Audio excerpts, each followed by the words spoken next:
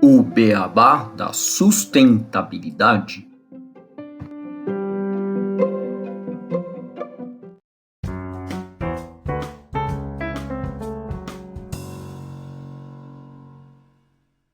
Bem-vindos ao podcast O Beabá da Sustentabilidade. Este é o episódio 198, Compliance e ESG ou ASG. E hoje nós vamos falar de ESG e Compliance aqui no programa. Nos últimos anos, ambos os temas ganharam protagonismo no mundo, enquanto o primeiro é um velho conhecido das empresas, associado à conformidade legal e mitigação de riscos, o ESG surgiu como um farol para a sustentabilidade, demandando novas práticas ambientais, sociais e de governança. Mas como esses conceitos se relacionam? Eles são complementares, concorrentes ou partes de uma evolução?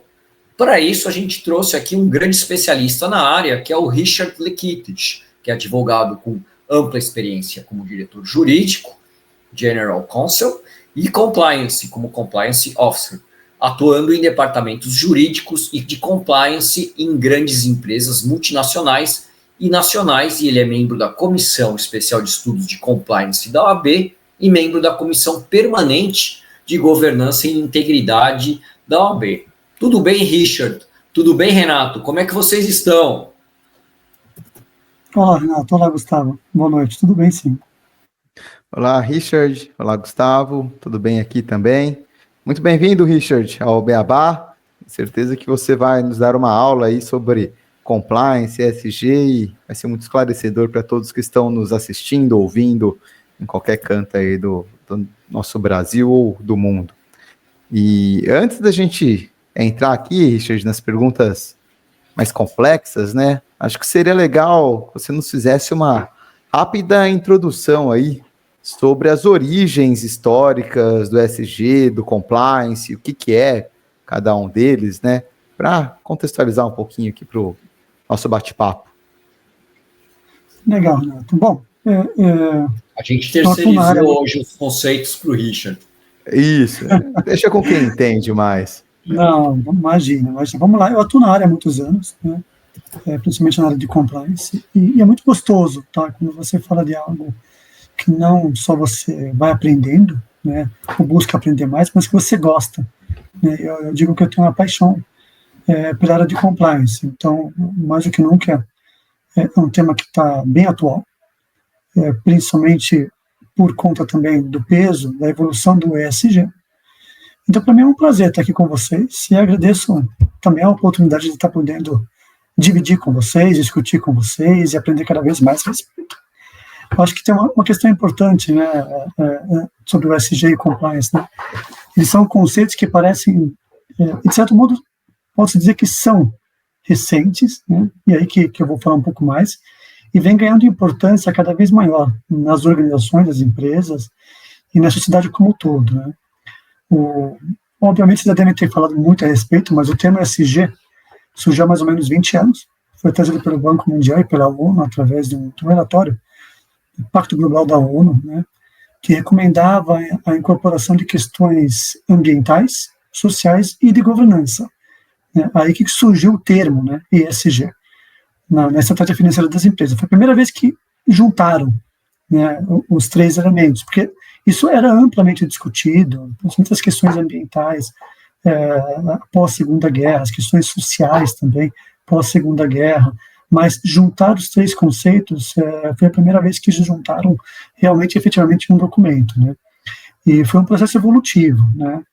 É importante também dizer que o conceito do ESG é um processo que é expansivo, ou seja, cada vez mais você vê mais presente em nosso dia a dia, não só nas empresas, nas organizações, mas na sociedade como um todo. Inclusive, hoje, né, é um fator determinante também para investimentos. Então, a gente vai falar da sociedade, também vamos falar do dinheiro, para investimentos também, né, e esse é um pelo importante do ESG hoje, né, porque ele agrega as organizações, né. Inclusive, existem hoje muitos fundos que exigem critérios ESG.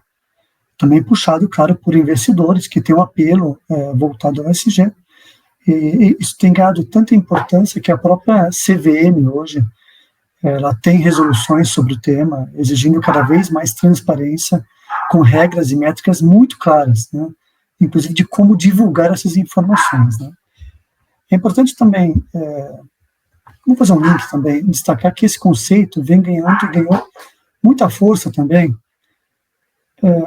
como eu falei, algo exponencial, após alguns escândalos, recentes escândalos, né, recente, menos de 10 anos, né, envolvendo governança, né, que a gente viu em grandes conglomerados ao redor do mundo, que chamaram a atenção em relação à governança, tragédias ambientais, que a gente também viu, inclusive no próprio país, no próprio Brasil, e a própria pandemia também ajudou a puxar muito a importância do ESG, né, eu acho que ganhou muita atenção envolvendo a responsabilidade social das empresas, né. A gente via que ao longo da pandemia muitas empresas começaram a divulgar ou trabalhar em cima dessa questão social, né, e isso fez com que o ESG vem ganhando cada vez mais importância, né. No caso do E, né, da importância do E, né, que foi como eu disse, foi uma questão evolutiva, né, principalmente para o compliance, né. No caso do E, qual que é a aplicação do compliance? É assegurar normas ambientais, procedimentos internos, para evitar eventuais infrações legais que possam resultar em multas, penalidades e, consequentemente, dano reputacional às empresas. Isso é um ponto importante, dano reputacional. A questão da imagem das organizações é um ponto bem importante hoje, né? Por isso que é importante que essas questões ambientais tenham esse lado do compliance, o monitoramento dos relatórios e o reporte dos dados ambientais, né? E eu vou bater muito ao longo da nossa conversa na questão reputacional, porque às vezes você fala assim, compliance, né? O direito, você puxa, tem processo, não tem processo. Não, mas o compliance vai além disso, vai em questões éticas, vai em questões reputacionais, em mídias, né? O que é falado a respeito, né? E isso é um ponto muito importante onde o compliance atua diretamente no E, né? Que é o ambiental. A questão do S, né, que é a sociedade, por exemplo, tem um ponto que eu gosto muito, que é o monitoramento de compliance, né, por meio de due diligence, que é o background check, o monitoramento, né, para análise, verificação dos parceiros comerciais, fornecedores, clientes, prestadores, representantes de empresas, né, e isso é um ponto que eu vou bater muito na nossa conversa, né, por exemplo, vinculando o trabalho escravo, o infantil, garimpo ilegal, crimes ambientais. Ou seja, é importante você, no caso do S, não só monitorar a empresa, a atividade direta da empresa, mas quem você contrata para trabalhar com ela, né? Quem são os seus prestadores de serviços? Quem são os seus fornecedores? Quem são os seus representantes? E aí por quê? Porque você pode cair, de repente, de ter um representante, um fornecedor, que está envolvido com esses itens que eu comentei com você, com infrações como o trabalho infantil, garimpo ilegal, crimes ambientais, e isso vai impactar. Imagina você ter um prestador de serviços que trabalha diretamente para você, ou um representante comercial que representa a tua empresa, de repente está envolvido em algum desses cenários, né? E aqui tem uma curiosidade, que é um ponto bem importante que eu vejo muito no mercado, inclusive em estudos estatísticos, né?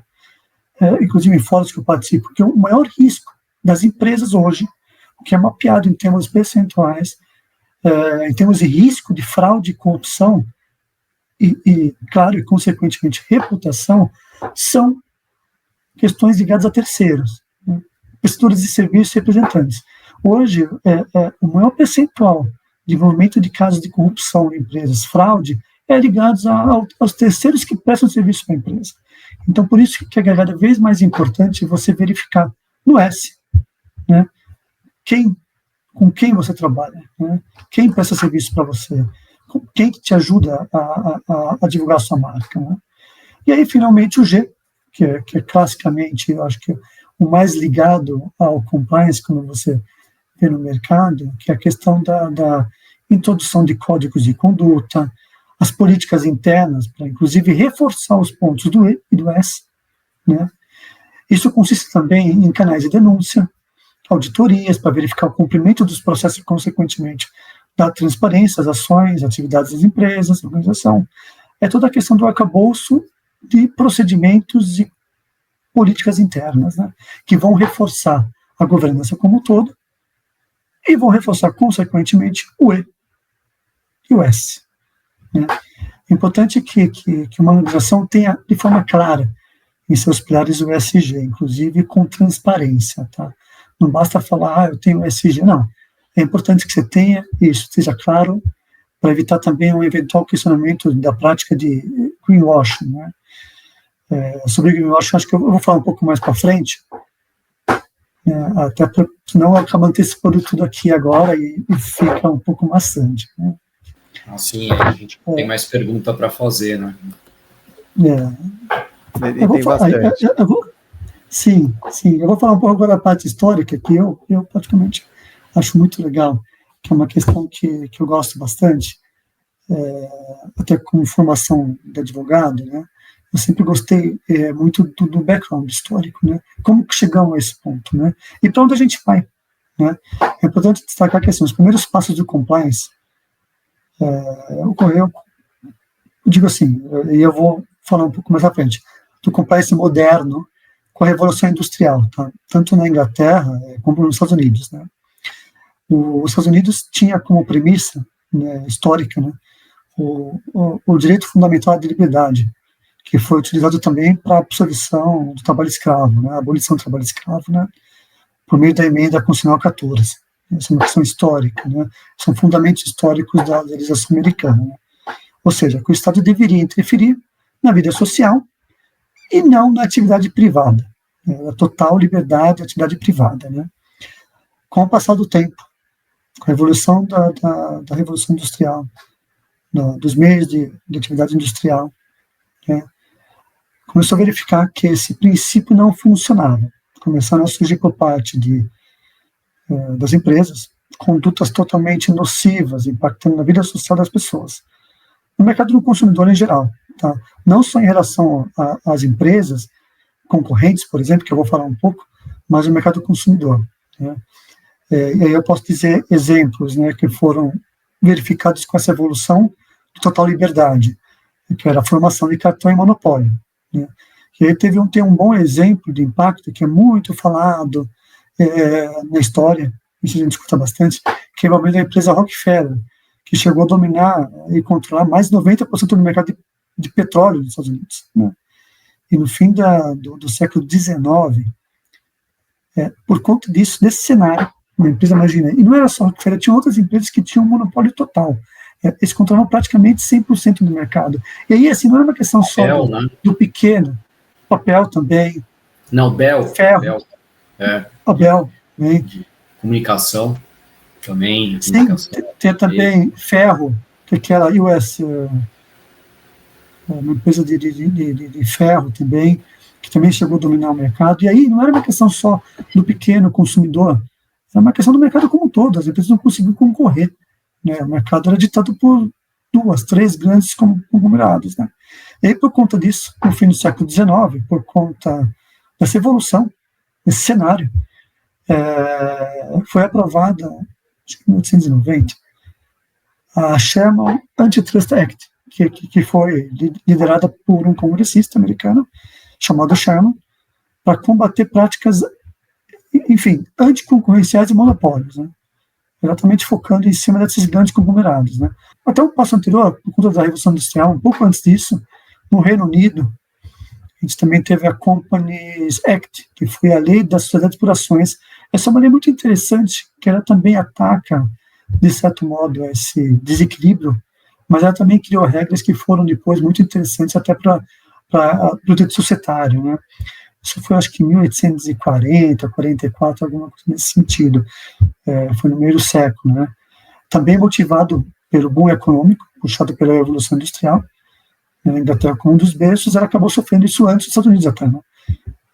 Então, essa lei trouxe desde questões burocráticas, procedimentos, como questões ligadas à transparência.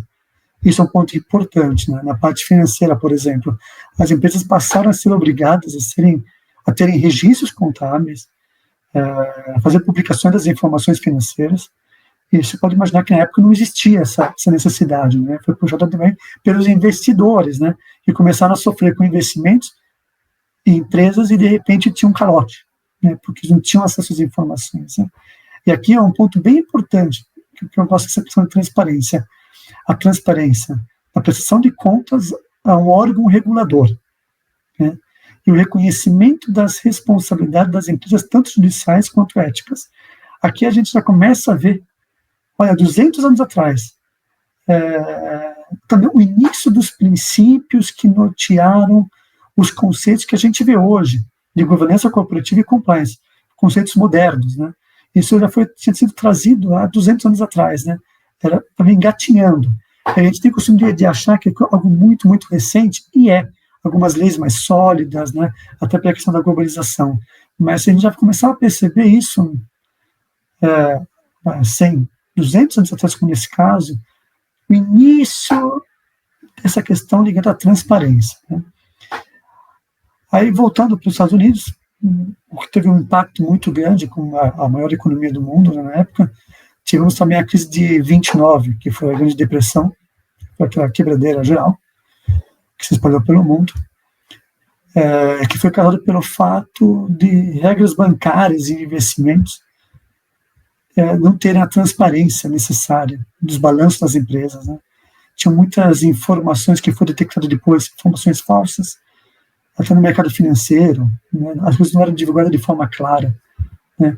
E aí, por conta disso, nos Estados Unidos surgiram algumas leis que foram leis muito importantes, a proteção do investidor, e são leis que eu vou falar um pouco mais à frente, que são válidas até hoje, claro, com adaptações e alterações, e foram leis muito importantes, inclusive, que ajudaram a pujança, né, do mercado de investimento nos Estados Unidos, né? A Security Act, né, e a famosa SEC, que é a Security Exchange Act, que isso é um ponto bem importante, que é a agência reguladora do mercado financeiro americano, né, que inclusive estabelece as regras de fiscalização da Bolsa de Valores, e da conduta dos diretores, executivos também. Isso ganhou muita força, foi algo muito importante, foi uma quebra de paradigma, né? As regras da SEC, por muito tempo, inclusive, era a principal base para nortear o compliance de grandes empresas, e até hoje, uma das principais bases, principalmente em empresas americanas, ou que tem conexão com empresas e operações dos Estados Unidos, né? E por muito tempo, eu, até trabalhando no Brasil, em empresa americana, lembro da década de começo do ano 2000, que aprofundando em 2000, tem muito cuidado, era uma das principais normas, inclusive, né? A SEC balizava muitos conceitos, atividades, inclusive, até para SOX também, no dia a dia dos departamentos, no dia a dia da organização, na empresa americana, ou subsidiária americana, uma empresa que prestava serviço à empresa americana, né? Bom, estava na crise de 29, e agora a gente dá um pulo para a década de 70, né? Isso tudo nos Estados Unidos também. Estou chegando cada vez mais num período recente de leis, de ferramentas que criam todo o arcabouço que a gente usa hoje em dia. Na década de 70 tivemos o escândalo de... Oi.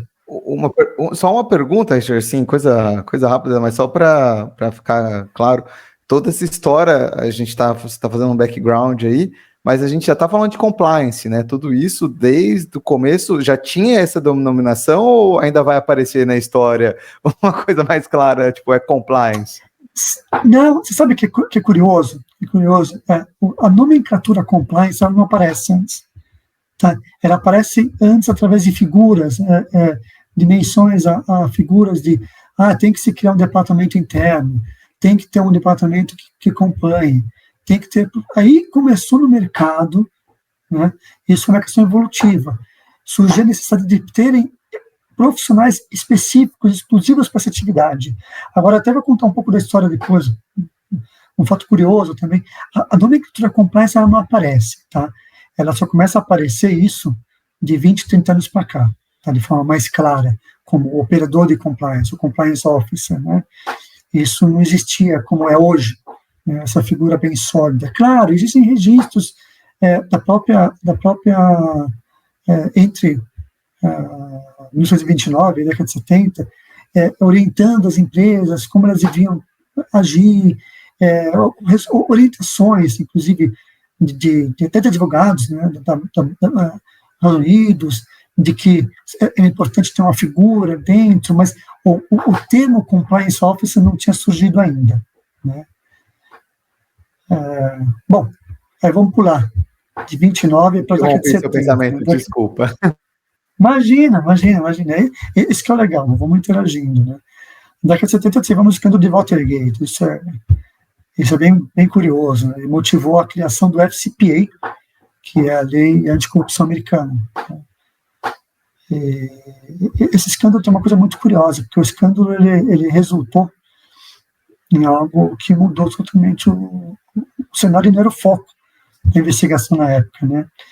Esse escândalo foram descobertas contas secretas usadas por grandes empresas americanas para financiar a campanha de reeleição do Richard Nixon, né? Que ele acabou depois renunciando, né? E aí o que se verificou quando começaram a investigar? Que essas contas secretas tinham dinheiro de suborno, né? Porque assim, eles não entendiam de onde que vinha esse dinheiro que financiava a campanha dele, né? E aí começaram, porque tudo era declarado a princípio das empresas, existiam os balanços, né? Mas de onde que vinha essa quantia de dinheiro, né? E aí começaram a identificar que eram rúbricas, né, de pagamentos a políticos, a agentes públicos estrangeiros, era suborno mesmo, né? E essa prática, e aí que é curioso, não eram apenas antiéticas, né, mas colocava a integridade das empresas americanas em risco. E eu vou falar um pouquinho mais para frente também. Por que que isso ganhou muita importância, né? Porque prejudicou muito a imagem dos Estados Unidos, né? Quando o escândalo explodiu, saiu na mídia, estando inclusive as empresas, né? Empresas como a Exxon, que é uma empresa de petróleo, a Lockheed, que é uma empresa de fabricantes de aviões, e eles começaram a surgir, eles começaram a abrir as informações dessas empresas, né? E aí começou a aparecer pagamento de suborno, sei lá, países asiáticos, países sul-americanos. Isso é governo mesmo, né?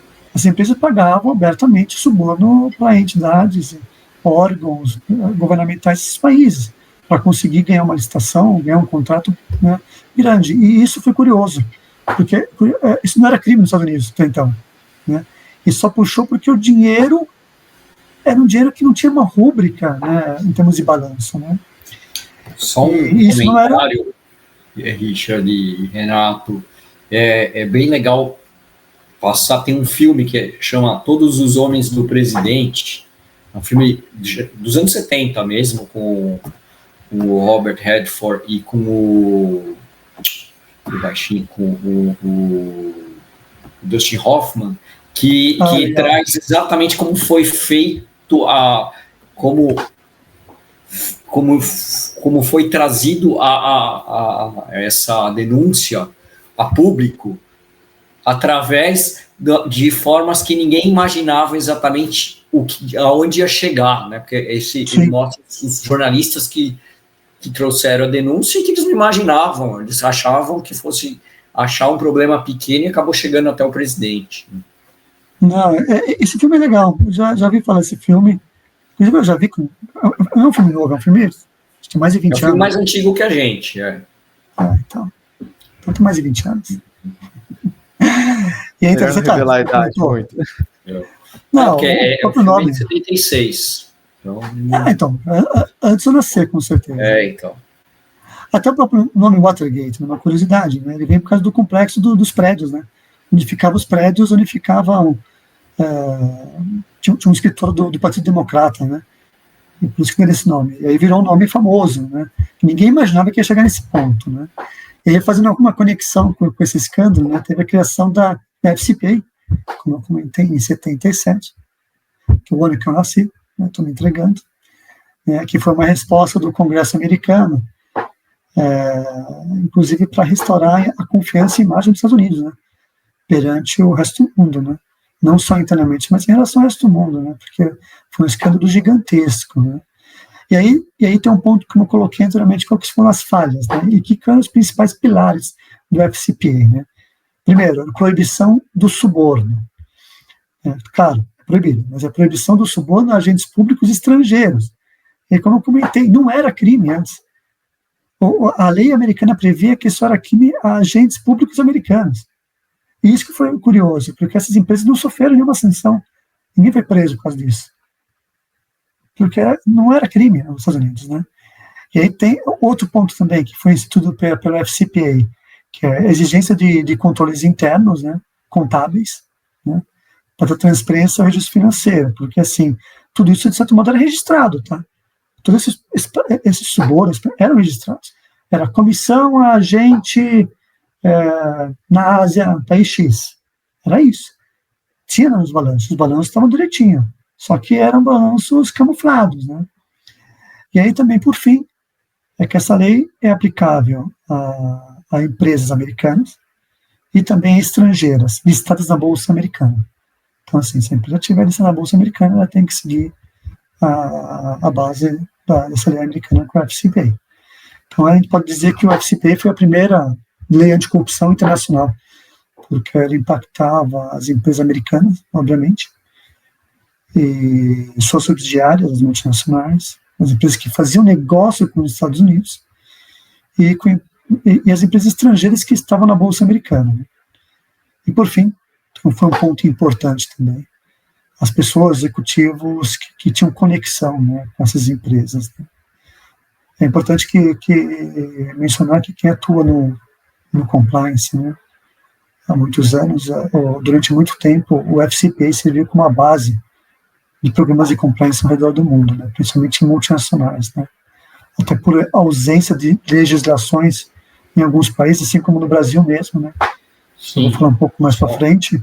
Até companhias que não estão, né, na Bolsa norte-americana ou estão em outros países, sim, elas utilizam o FCPA como... O FCPA. Isso. Foi a primeira lei internacional anticorrupção, posso dizer, tá? Inclusive, eu vi durante muito tempo, e até hoje vejo, em alguns documentos de empresas nacionais mesmo, elas fazem a menção que respeitam o FCPA, etc., né? Que é uma lei com muita abrangência internacional, né? Aí, depois do FCPA, até falando um pouco da evolução em outros países, né? Em 2010, 2011, surgiu a lei britânica, né? Que é uma lei importante, né, anticorrupção. E aí, em 2013, aí sim, foi um marco importante aqui no Brasil, a gente teve a promulgação da lei anticorrupção brasileira, né, que é a lei 12.846, que é um marco, né, no nosso país, não só para o operador de compliance, mas para toda empresa, todo cidadão no Brasil, né, que realmente a partir desse momento a gente tem uma lei anticorrupção, né.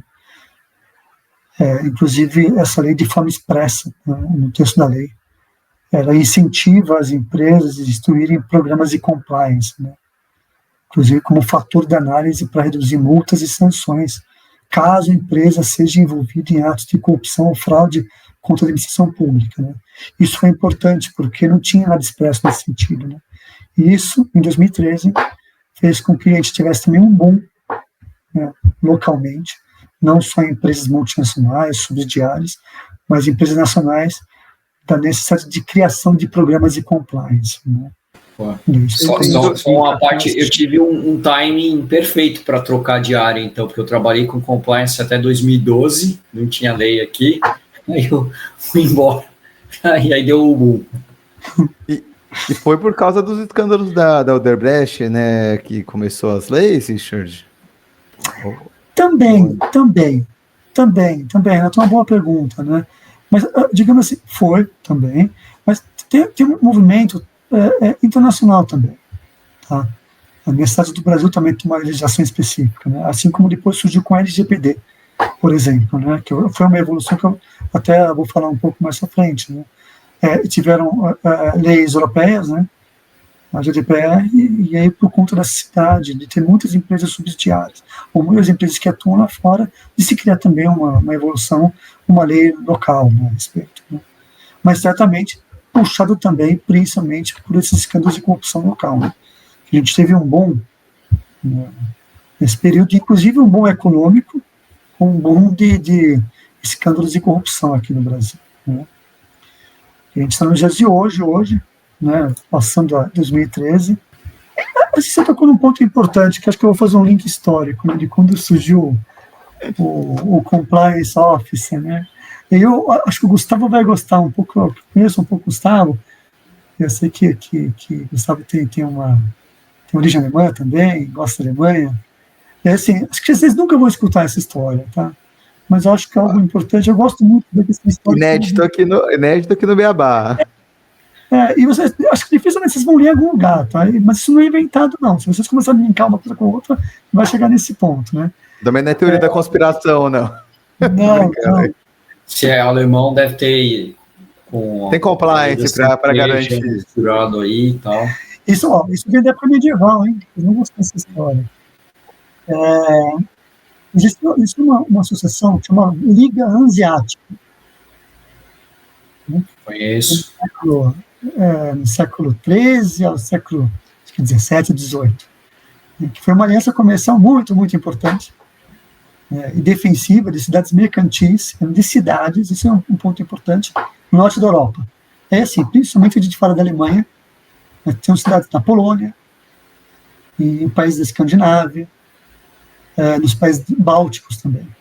E essa liga teve um papel fundamental no comércio do Mar do Norte, tá? No Mar Báltico, né?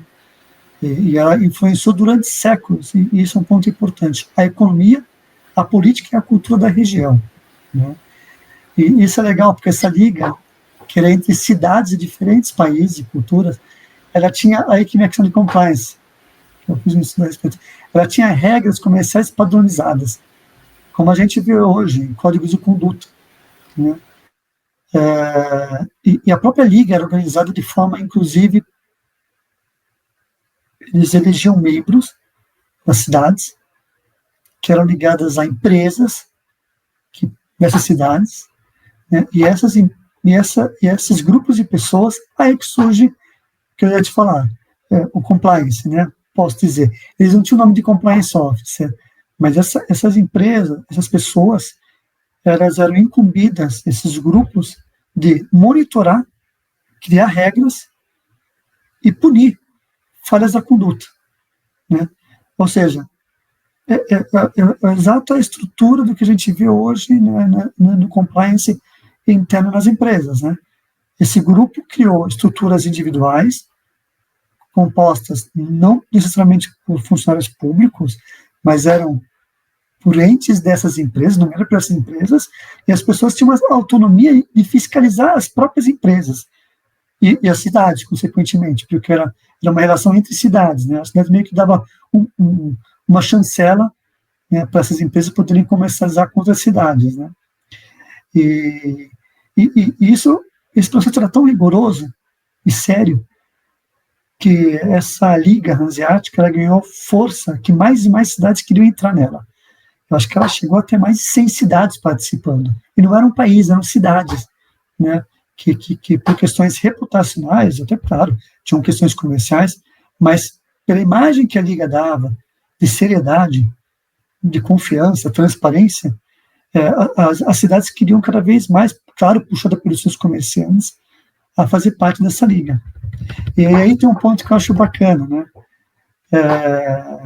Como essa Liga gozava de muito sucesso comercial, de confiança, padronização e disciplina interna, e são conceitos de compliance, né? E tinha uma figura que aí é o Compliance Officer, que você comentou, Renato. Tem um nome alemão que seria Kontors. Eles deram nome para essa figura. Era Kontors, com H, com K, que era o cara, né, era o departamento que fiscalizava, controlava a própria conduta. Inclusive, ele tinha poder de atuar e até punir, né, fraudadores, né, e até, em casos críticos, até excluir uma cidade dessa associação. Então, aí, assim, na época medieval, não é chamado de compliance officer, mas já tem um sujeito aí que já atuava como tal, né? E aí o Gustavo sabe bem disso, né? Sim, a minha avó era bem desse estilo. Então, e ela é originária de uma das cidades, e ela implementava isso na família, como devia ser a controle. Por isso que o Gustavo foi trabalhar na área, já tem história aí de é verdade. Família. Não, e isso é tão curioso. Poxa, tem prestígio para essas cidades. Essa associação acabou, tá? Inclusive depois com a expansão, né, dos territórios, né? Os países ficaram mais fortes, né, do que... Ficaram. E aí essa associação acabou acabando, né? 300 anos atrás.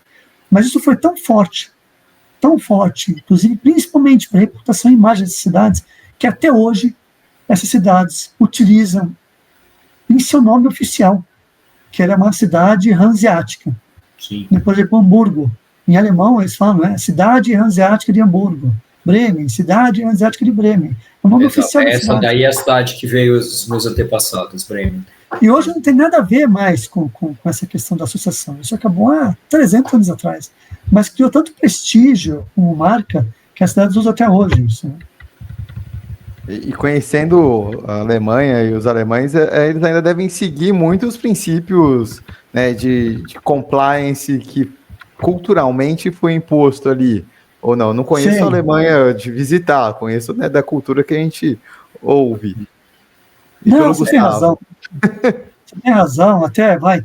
Por exemplo, o Gustavo deve saber muito bem a cerveja na Bavária, por exemplo, né? Existe um selo de qualidade, um processo de qualidade que é apurado, que é analisado, que eu acho que tem mais de 500 anos, né? Que eles instituíram que uma cerveja da Bavária, uma cervejaria tem que seguir os seguintes ritos, né, os seguintes níveis de qualidade para ser certificado, né? E isso não é algo recente, não. Eu acho que tem mais de 500 anos, Gustavo. É uma determinação de processo para seguir processo. Qualidade. Né, na qualidade, para garantir a qualidade do produto. Então, seguir aquele que a gente fala do governança, né, do G, do SG, já tinha isso em relação isso. E é válido até hoje. Acho que tem mais de, 300 cervejarias na Bavária, e se elas querem estar listadas como cervejaria na Bavária, elas têm que seguir essa norma. 1516, a lei. É a Reinheitsgebot. De pureza, né? De pureza, exato. É isso aí. Bom, eu acho que eu vou parar por aí com a parte histórica, que daqui a pouco eu estou nos dinossauros. É uma história muito interessante, Richard. Eu achei bacana que essa contextualização, porque a gente está falando aqui compliance ESG, né? Meio que comparando. Por mais que não tenha igual você falou, né? Um momento que surge o compliance, tipo, pô, agora é compliance, apesar da história aí, né, que você contou da Alemanha, que tinha essa pessoa, essa figura já, né, o compliance officer ali. A gente vê os relatos de mais de, 200 anos atrás, que, né, a gente já vem surgindo, mas com uma legislação um pouco mais moderna, né, a gente imagina que compliance é algo mais antigo, mas a legislação ainda é recente. E o ESG... O problema é antigo, né? O problema de corrupção, de querer burlar as regras é antigo. Provavelmente, se a gente for olhar, talvez na Roma antiga tinha uma legislação similar para alguma coisa, nas outras sociedades, porque, né, a gente vai encarar esse problema de corrupção e tudo em todas as sociedades, né? Sim. E, cara, quando a gente fala do ESG, o ESG já existia, mas era o ESG. O conceito do ESG em conjunto, não, isso é algo recente, né? Mas não é algo, não existia nenhuma conscientização, não, já existia sim, mas eram itens, né, eram conceitos separados, né? Isso é algo moderno, sim. É o que a gente fala muito aqui, assim, tipo, que a sustentabilidade, né, a gente já tem discussões da sustentabilidade também há muito tempo atrás, 1960, né, quando a Rachel Carson lançou Primavera Silenciosa, já antes até mesmo, né, as pessoas já discutiam formas de você, se você puxar, né, históricos. A gente sempre está tentando viver em harmonia. Pegar o imperador, né, aqui, o Dom Pedro II, que fez a Floresta da Tijuca para melhorar o meio ambiente da cidade do Rio de Janeiro. Né? Sim, quase 200 anos. Né? A consciência já sempre existiu, né, mas a gente vai tendo os relatos, eles vão aparecendo, né, e se estruturando socialmente até como uma parte de compliance, né, para você ter regras que vai ser seguindo há menos tempo. E eu achei legal do ESG, você comentou uma parte muito de investimentos, né? E que hoje acabou juntando isso para investimentos. Sim. E a gente fala muito aqui que a sustentabilidade e o ESG eles têm suas diferenças, porque o ESG ele entra muito numa questão de como você minimiza riscos internos para a empresa, ambientais, sociais, e a governança vem para equilibrar essas pontas, para que você receba mais investimentos e possa evoluir de uma forma mais controlada, porque se você pegar exemplos aqui, que depois a gente vai entrar mais a fundo, mas polui toda uma área, você está quebrando não só um negócio da sua empresa, mas às vezes impactando outros negócios que o investidor estaria, né, tentando ter lucros. E se a gente pega, por exemplo, eu estou emitindo cada vez mais carbono no meu ambiente, eu vou acabar com uma colheita de safra de uma outra empresa, Sim, que eu também estava investindo, e então uma empresa que eu estou colocando dinheiro está acabando com o investimento de todas as outras, né? Então é legal trazer essa contextualização e a gente começar a ver como as coisas vão se juntando. E aí, acho que uma pergunta que fica aqui, assim, tipo, dessas sopas de letrinhas, ESG, nomes, compliance, enfim, quando você vai explicar para uma pessoa, você é possível, assim, deixar de uma forma bem clara, ó, isso daqui é compliance, isso daqui é governança, isso daqui é ESG, assim, tipo, dentro de uma empresa, porque a gente vê, tem a área de compliance, tem a área de governança, tem a área de ESG, faz uma mistura, né, dentro das empresas, isso tudo, mas no fundo acaba sendo muito similar também, né? Sim, sim. Assim, você quer saber, estão totalmente ligados? Como que a gente pode diferenciar isso, explicar para o nosso público, justamente colocar essas diferenças, por exemplo, eu estou dentro de uma empresa e tem a minha área de compliance está aqui falando uma coisa, a minha área de ESG está falando outra, mas no fundo eles têm que trabalhar juntos, eles estão trabalhando separados. É um bom ponto e bem atual, tá? Bom, como diferença, assim, então eu coloquei, o compliance e o ESG estão totalmente linkados e são vinculados, tá? Mas são institutos, matérias distintas, né? Isso é um ponto importante. O compliance, até como eu já falei um pouco antes, né? Me estendi bastante na parte histórica, né? Ele visa garantir que uma entidade, uma organização, uma empresa, né, cumpra as leis, as normas internas e externas, e visando principalmente prevenir eventuais riscos legais e éticos. Isso é um ponto importante. Isso inclui o cumprimento das leis, né, obviamente, mas também sempre pautando a questão ética e, consequentemente, a prevenção à fraude e corrupção. Isso é uma coisa diferente em compliance, né? Ele não é só batendo nas leis, mas ele bate muito na questão ética, na questão fraude, na questão corrupção. A gente já viu, inclusive, na evolução das leis FCPA, por exemplo. Já o ESG, ele é um conceito mais amplo, né? Ele vai além do compliance, ele inclui o compliance, que é algo essencial, mas, em linhas gerais, o ESG visa identificar como uma organização, né, impacta o meio ambiente, a sociedade como um todo, né? O E e o S.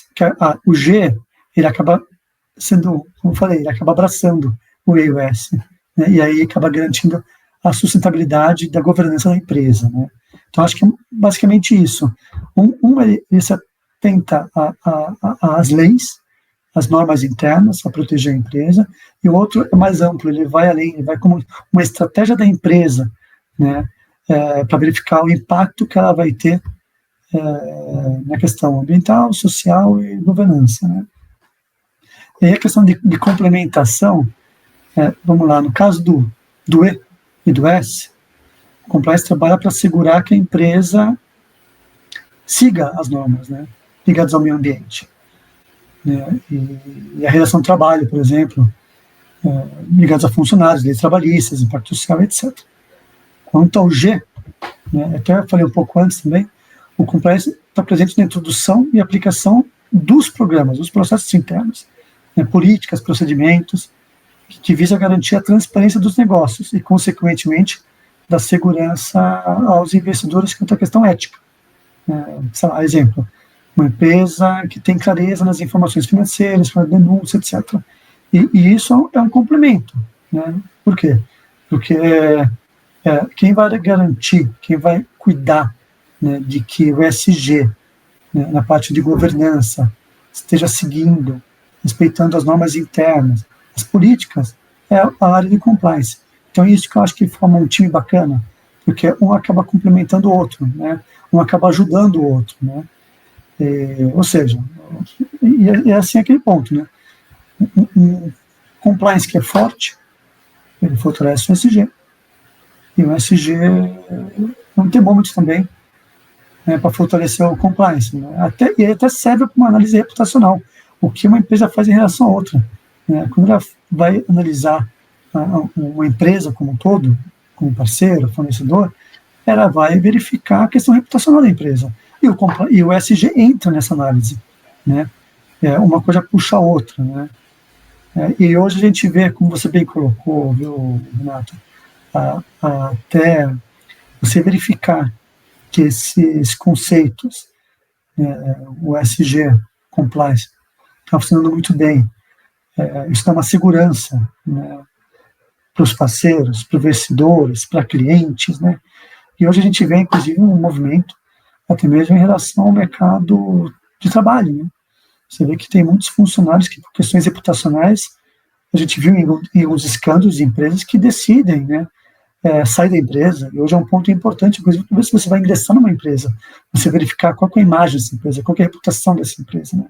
Hoje é importante a questão do ESG, saber se essa empresa, em questões reputacionais, está bem ou não, até para decisão se você vai querer trabalhar com essa marca, né, como funcionário mesmo. Né? E aí, então um ponto importante que você colocou, a questão do conflito também. Tá? Eu falei um pouco antes do greenwashing, né? Isso é um ponto legal para se falar aqui, ligado ao ESG, principalmente. Né?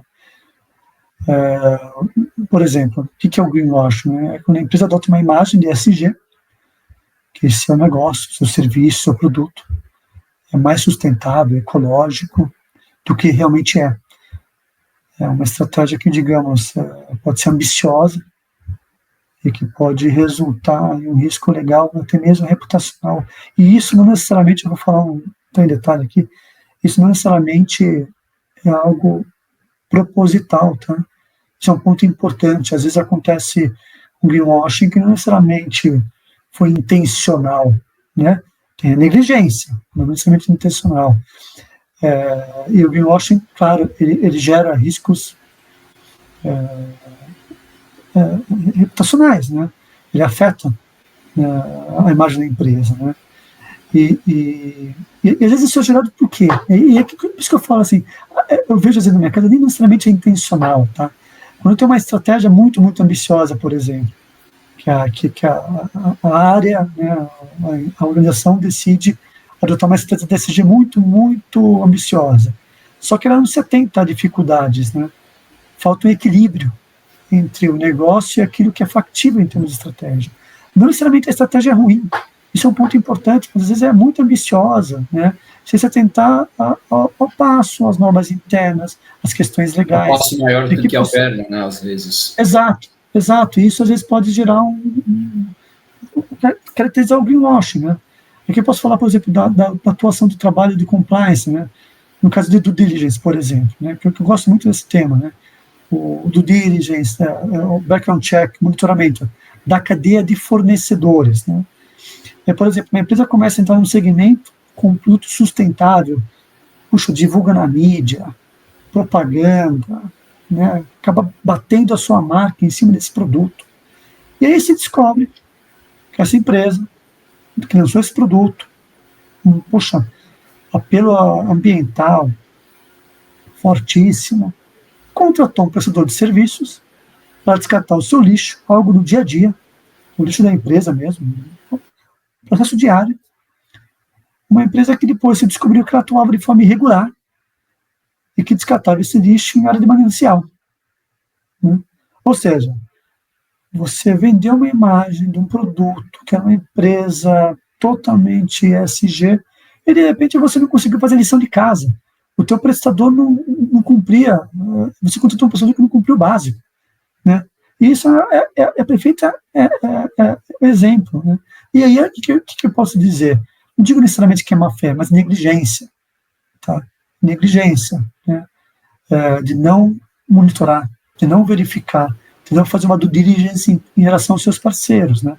Você, de repente, derruba uma estratégia toda de mercado por conta de um erro de estratégia interna, do falta de alinhamento com compliance, por exemplo, né? Às vezes o compliance não estava estruturado para isso, né? Tanto o compliance quanto talvez a governança, né, do processo. Sim, de ESG sim. Também não foi construída de forma a levar a olhar o todo dos processos, né? Esqueceu Claro. de olhar, tem que olhar o que o meu fornecedor, o que meu parceiro está fazendo, como é que ele vai até o final. Então não posso só ter, ele me respondeu, que faz aquilo, beleza. Não, e isso é aquilo que eu comentei, Gustavo. Você tem uma estratégia ambiciosa. A empresa, de repente, quer ter um prazo para lançar um produto. Realmente, o produto tem um apelo, tá? A sua base, né? Digamos, química do produto segue conceitos, né? Que são, como posso dizer, apreciados pelo mercado, né? Mas você esqueceu de verificar a sua cadeia, né? E aí, realmente, aquilo que você falou, a empresa teve uma decisão muito ambiciosa e, de repente, a área de governança com o compliance não conseguiu se estruturar de modo a se atentar a todos os riscos, né? E aí cai por terra todo uma estratégia da empresa, né? Essa para mim, a principal característica do greenwashing, né? Quando a gente fala de compliance e fala de ESG, a gente fala, né, no compliance a gente fala muito de como mitigar os riscos legais, e o ESG pode ser tanto assumir riscos para inovar e, ao mesmo tempo, também olhar o risco, diminuir seus riscos do E e do S para realmente focar numa melhoria do E e o S em relação ao fator, principalmente ao fator reputacional. Como é que você vê essa parte de gestão de riscos e conseguir equilibrar a equação tanto do lado de compliance quanto do lado de ESG? Esse é um ponto importante. Eu entendo que o compliance é moderno, né? Uma tarefa interessante. Isso é uma crise geral do mercado hoje, tá? E não é só a relação à área de compliance ou à área de ESG, que é o trabalho dentro da organização, no geral. Tá? Eu acho que hoje, na atividade empresarial moderna, é importante que todas as áreas, todos os profissionais sejam business-oriented, né? Digamos assim, não ficam só focado na estratégia do seu departamento. E aí não é diferente com o compliance, né? Não é só apontar, indicar regras, processos, procedimentos, dizer não pode, etc. É importante também trabalhar para achar soluções, caminhos, desenhar estratégias, trabalhar em conjunto com as áreas, né?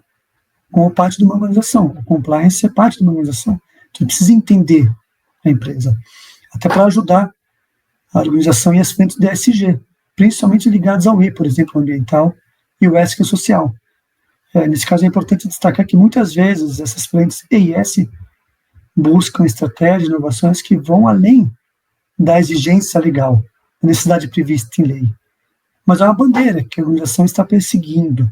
Então, é importante ter esse trabalho em conjunto, compliance e o ESG, para ajudar a organização, para viabilizar projetos, iniciativas, com responsabilidade, ética legal, garantindo o sucesso e agregando valor para a empresa. Mas é importante, sim, sempre falo, você entender como funciona a empresa, você entender em detalhe o que tem como estratégia de ESG, para você entender o que se busca, né? Não só ver a nota fria, a letra fria das normas internas, a lei, e falar, não, isso pode, assim pode. Não é necessariamente, isso não tem nada a ver com não respeitar as leis, mas sim ajudar internamente a você dar um caminho adequado, usar uma estratégia mais segura, de modo que você possa ter sucesso, né? Ô, Richard, e para a gente tentar ir fazendo um encerramento aqui, mais por causa do tempo, porque conversa tem coisa para caramba para perguntar e para falar, né? Mas a gente tem que ficar dentro aqui do tempo aí dos episódios um pouco aí. Mas você falou bastante da contextualização histórica, né? Acho que isso é super importante. A gente trouxe um pouquinho aí algumas discussões sobre o presente, enfim. Mas no futuro, você acha que essas duas pautas, compliance e ESG, elas caminham para se tornar uma coisa única? Existe alguma vertente em relação a isso? Ou é melhor deixar separado, ou às vezes o ESG para debaixo do compliance futuramente? Porque hoje cada um é seu, né? Sua área ali. E com certeza tem as discussões, né, entre eles, as brigas entre eles. Tem uma pergunta importante, inclusive tem discussões no mercado, até com outras áreas também. Tradicionalmente você vê algumas organizações do próprio compliance, às vezes está dentro do jurídico, por exemplo, né, está junto com o jurídico. Bom, eu, assim, em resumo, eu não vejo uma atuação como uma única disciplina, tá? Eu entendo que são áreas que têm um vínculo direto, que é uma estreita ligação, e cada vez mais vão trabalhar em conjunto. Então, no entanto, são áreas que têm atuações distintas, e até por uma questão de independência, é um ponto importante, tá? Precisam atuar de forma... até para ter empoderamento, para atuar de forma forte, é importante que eles atuem de modo separado, né? Até por questões de independência e para estar ganhando, digamos assim, poder dentro das organizações, né? Então, é importante que tenha autonomia, né? Mas, como a gente viu aqui ao longo da nossa conversa, são áreas que atuam cada vez mais e vão atuar cada vez mais em conjunto, uma suportando a outra, né? Uma, na verdade, precisa da outra, né? E as iniciativas do ESG, suportadas com as políticas e programas de compliance, vinculados aos pilares ESG, é algo circular, né? Um ajuda o outro e colhe os frutos e os resultados, né, do trabalho de outro. E, consequentemente, a organização como um todo é que ganha, né? A imagem da empresa, a reputação agrega, né? Valor, ética, os investidores, o sentimento de pertencer dos funcionários, né? E é uma pergunta inteligente, um ponto importante, né? Eu vejo isso em algumas organizações, inclusive até no reporte interno, tá? De não reportar uma para a outra, tá?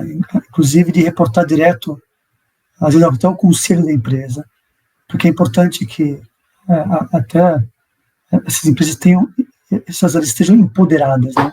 Elas tenham força, né?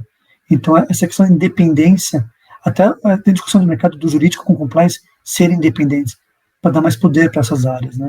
Para elas não estarem vinculadas a uma outra, né? Para poder atuar em conjunto, mas também para ter poder de falar, olha, segue assim, orientação é Y, olha, eu quero seguir essa estratégia, então vou tentar achar um caminho para isso. Então é importante que não seja dentro do mesmo guarda-chuva, né? Vocês conseguirem responder Não, eu estava pensando em uma analogia, às vezes a gente vai para o futebol, mas vou fazer uma diferente de esporte. Eu gosto de jogar vôlei de areia e vôlei de dupla, né?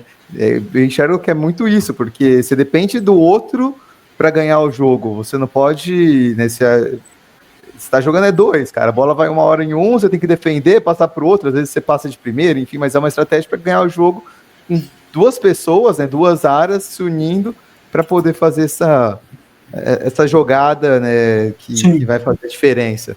Mudando um pouco a analogia, geralmente vai para o futebol, mas hoje a gente está usando um outro esporte aqui, porque é dupla e tem que estar muito unido, muito em sincronia para poder fazer a diferença de fato na empresa, né? Só um outro comentário, que eu estava olhando uma declaração de missão de um banco aqui no Brasil, ele coloca os pilares de atuação dele, ética, compliance e ESG. Então, também, né, coloca, não é jogando o vôlei de dupla, mas é um de trio aí nesse sentido. Sim. Inclusive, até a questão de investidores, como você comentou também, Renato, a gente falou do dinheiro também, tá? A própria CVM, tá? Tem resolução a respeito, né? Inclusive, são diretrizes, né, e incentivando o ESG, né, os relatórios de sustentabilidade, né.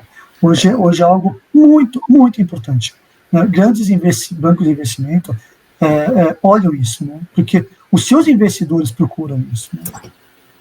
E o compliance não vai olhar muito para a captação do investimento, né? Ele vai olhar para se você está fazendo certo o uso daquele dinheiro. O ESG já vai pegar essa grana, vai ir atrás de captar, vai mostrar os benefícios, né, e vai levar isso de uma outra forma, né? Então é interessante ter essa visão separada, achei bacana a gente ir fechando aqui essa conclusão. Por isso que eu troquei de área, Renato, da área de compliance e fui para a área de ESG. Isso aí, Gustavo. Mas muito bom, Richard. Distintas.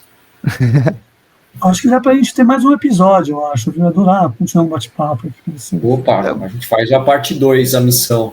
A gente vai ter a parte 2 aí do muito legal. Episódio. Queria agradecer. Poxa, me empolguei, gostei de falar com vocês, viu? Muito legal. Eu gosto desse assunto. Mesmo. É muito bom a conversa. E você entende, cara. Então, eu acho que aí trouxe uma aula aqui pra gente, né? Tenho certeza que todo mundo que tá ouvindo aqui gostou muito. Ficou uma aula muito, muito bem dada. E queria agradecer aí, Richard, sua participação. Com certeza você vai voltar aqui para a gente conversar mais. Deixa aí você fazer suas palavras finais para a gente poder encerrar o episódio, mas muito obrigado a todos que nos escutaram aqui. Até o próximo episódio. Depois vocês se despedem, mas eu já encerro o meu microfone por aqui. Bom, eu agradeço a oportunidade de ter participado.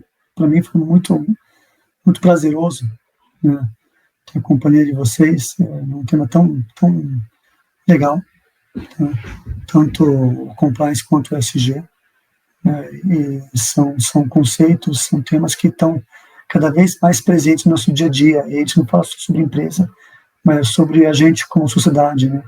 Então é um tema muito legal, e eu estou à disposição. Quando quiserem falar a respeito, pode me chamar. Com certeza, né? E a gente tem uma tradição que começou recente. Quem vem algumas vezes no podcast acaba ganhando um programa irmão nosso, que a gente tem a Juliana, que veio falar várias vezes sobre árvore com a gente. Agora a gente tem o Conexão Árvores, que está hosteado aqui no Beabá e que fala sobre árvores. Quem sabe a gente não faz um SG e compliance no Beabá também. Tô dentro, pode me chamar, tô dentro. Tá jogando aqui. Bom, e agradecer a todo mundo que estava nos escutando, nos assistindo, pedir o like, pedir as 5 estrelas, pedir para seguir a gente no YouTube. A gente está precisando aumentar a quantidade de seguidores para levar a nossa informação para mais gente. Dizer que aqui o Beabá é sustentável. Até a próxima semana com mais um episódio ou do Conexão Árvores, ou do Beabá, ou do... não sei qual vai ser o próximo programa que a gente vai ter. Até lá e boa semana para todos. Aqui o Beabá é sustentável.